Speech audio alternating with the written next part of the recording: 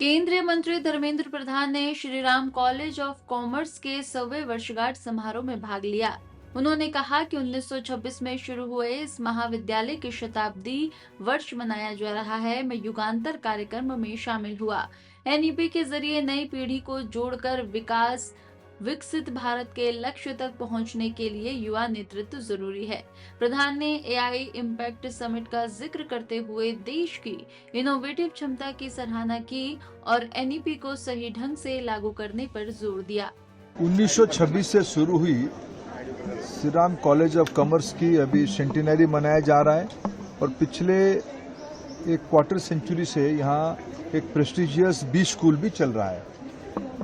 GBO global business operations की courses को पढ़ाने के लिए एक अच्छा सेंटर चल रहा है।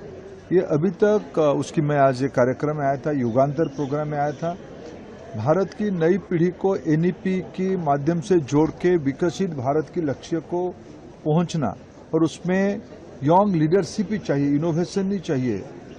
अभी देश में एआई इम्पैक्ट समिट हुई है, उसमें से जो एक विषय सामने आई है, हमारी देश की इनोवेटिव कैपेसिटी अतुलनीय है। इसको एक नई हाइट्स तक ले जाने के लिए एनईपी को सही मायने में इम्प्लीमेंट करना पड़ेगा। मेरा पूरा विश्वास है एसआरसीसी और जीवीओ जैसे कोर्स उसकी लीडरशिप पोजीशन पर रहेंगे। अभी तक यहाँ का बी स्कूल में एक डिप्लोमा की स्टेटस थी, उसको अभी मैंने आज सुझाव दिया है। आदरणीय वाइस चांसलर भी यहीं थे, उनको कहा है कि हमारी एसआरसीसी एक 100 साल की इंस्टीट्यूशन है, इसकी क्रेडेंशियल बहुत बड़ी है, उसकी जीबीओ को एक प्रॉपर डिग्री मास्टर्स की कोर्स की जैसे आईआईएम को दिया जाता है, इस चीज को मास्टर्स की डिग्री दिया जाए।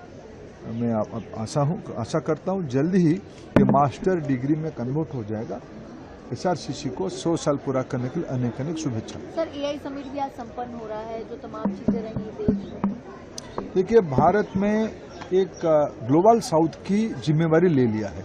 विश्व की सारे जरूरतमंद देशों की जो कैपेसिटी बढ़ाने के लिए, जरूरत को पूरा करने के लिए भारत ने अपने आप से प्रधानमंत्री नरेंद्र मोदी जी ने जिम्मेवारी लिया है।